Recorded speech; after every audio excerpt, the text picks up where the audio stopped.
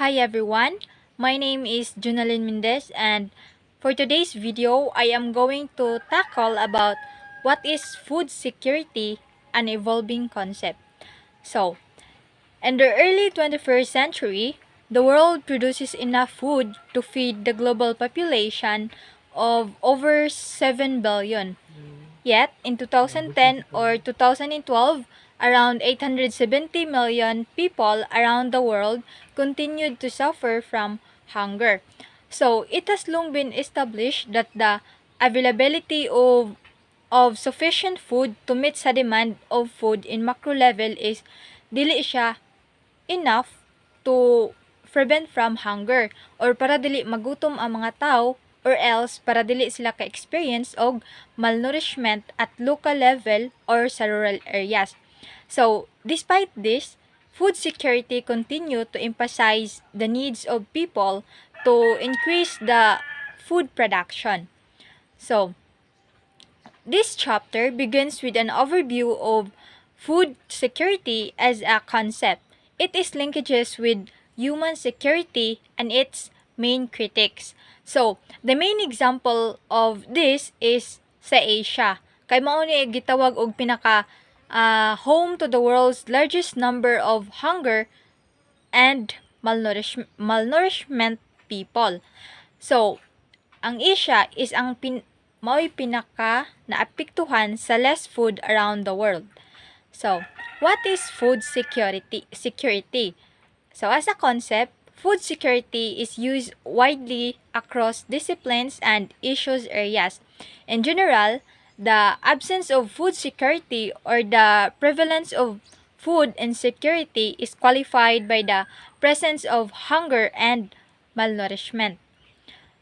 So the reason behind this is the availability of food to meet demand and also the people to access of food sa local, national, and also the global levels.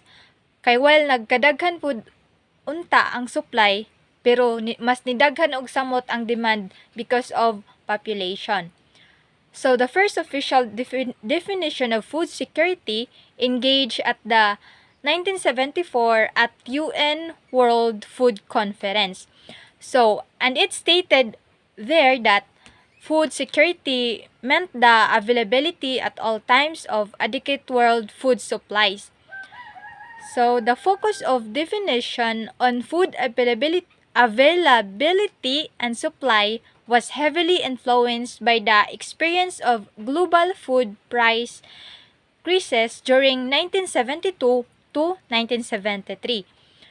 So, that caused by weather events that causes the shortage in key staples like rice, wheat, sa coarse grains nga maoy kanang reason why ang prices is ni-exceed pod and a lot of citizen nga dili maka-afford sa price sa rice.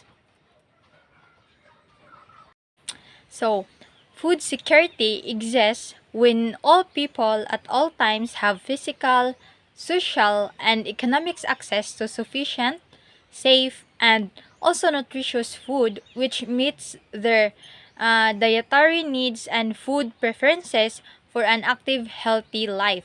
So, para pod unta mo access ang food security dapat ang our country has a positive reserves of food materials and sufficient capacity to produce og foods. So, food security is knowing where your next meal is coming from. It is the same for everyone on the planet.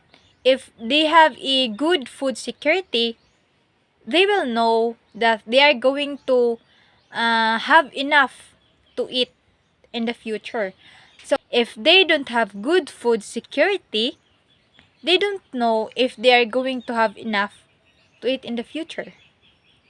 Thank you.